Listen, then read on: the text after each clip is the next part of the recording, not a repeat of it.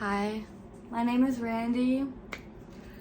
I live in Memphis. I've lived in Memphis since 2021, and before that, I lived in Texas all of my life. 17 years old is when I started moving around in Texas, and then 2021, around 21 years old, I moved to Memphis, and I've been here since. And I want to share with you not only my account of this morning, but as well as a little bit of my thoughts on some things. And maybe you'll find some interest, maybe it'll cause you to have some thought-provoking thoughts. Maybe it'll cause you to comment. Maybe it'll cause you to feel any sort of type of way, honestly. But we're all here, and we all trying to have a decent time. So this morning, it was like 5, 6 in the morning, almost 6, 5-ish, you know. And I'm an early bird. I get up early. I like getting up early. I like the still calmness of the morning. I like that there's not that many people out, you know, all that type of stuff, kind of a little bit. It's just real calm in the morning. I like hearing the sun come up with all the animals and life and everything. You know, I like hearing the day start. And here I am sitting on my couch at 5-ish, almost 6-ish in the morning. And I hear car alarms start going off. And then I hear another car alarm start going off. And I think to myself, you know, I've lived in the South, I've lived wherever. I've experienced wherever my whole fucking life. Like, I've traveled, I've lived here, I've lived traveling other places, you know. It happens where you bump your car alarm and accidentally make your car alarm go off, and that therefore triggers other car alarms. It happens, you know, and I'm trying to will it be that it's just all good, fine and dandy type shit. Like, someone just accidentally bumped their car alarm and set some other car alarms off in the process of setting their own car alarm off type shit, you know, like. But no, I wait about a minute. The car alarms are just blaring.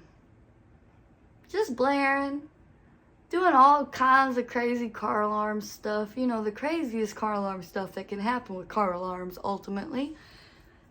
And then just silence. Pure silence. And I'm already, like, cozied up in the corner edge of my couch, like hiding and pausing my YouTube video of like quiet sleep meditation type stuff, because I hear this stuff going on and I'm trying to will it be good type stuff, you know. And then I hear a pop, and then I hear more of those, you know, just a lot more of them. And I go and take cover. And it's so loud. My dog, who was born here over a year ago and who was used to this area, used to a bop in the parking lot, you know. It was so loud and so close that he barked. He was disturbed. He barked. It was so close. Right next to my head, like. And it just kept going. And you know, I figured, like, sometimes you gotta protect stuff. And whoever protects the stuff is honestly a hero.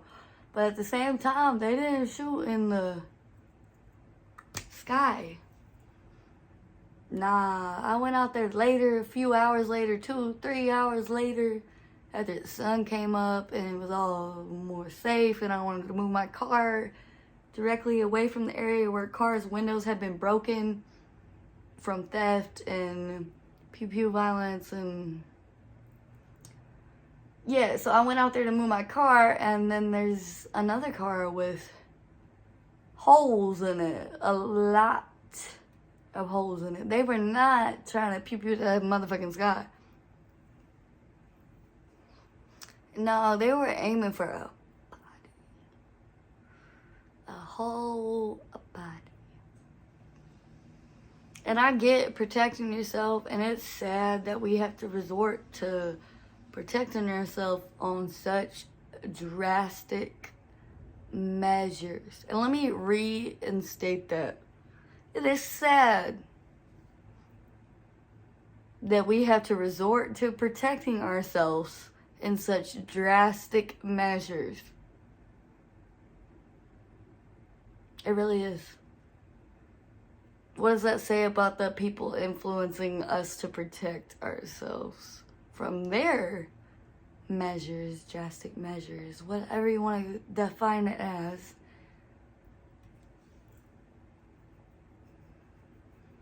You know, there needs to be a lot of accountability held and awareness promoted on education, on who is doing good moral behavior versus who is exhibiting bad morals type of behavior. You know, there is a give and take within everything. There is a balance between everything. Balance is part of the key to life. It truly is. Nothing would exist even without balance. It's a key factor in the equation, and we must remember it. We must remember that give and take, even when it comes to violence. Yes, we must protect our things. Yes, we must protect ourselves, and we absolutely shall, and we absolutely do, and we absolutely will. But we also have to look at what is causing us to protect ourselves.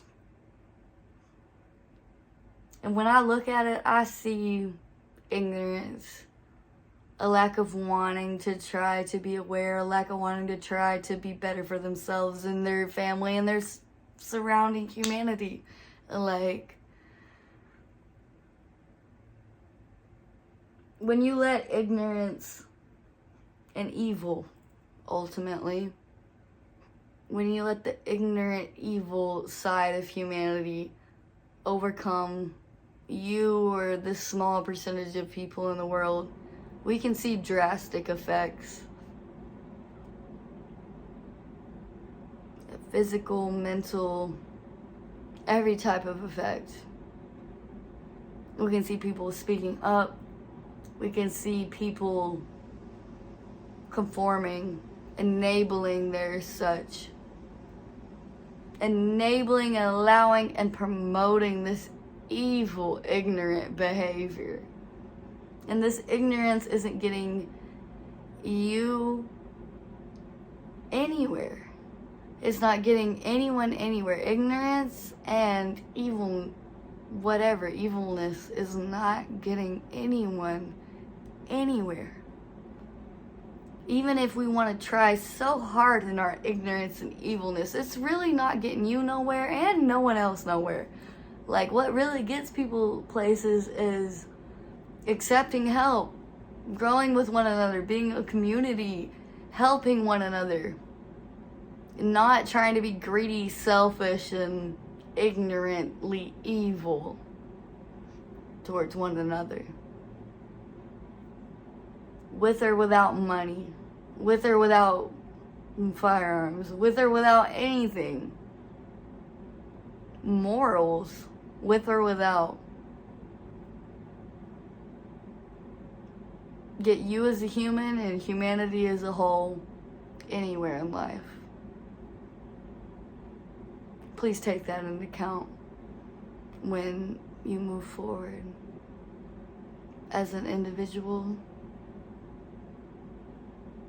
and as all of us as a collective, as humanity. Thank you.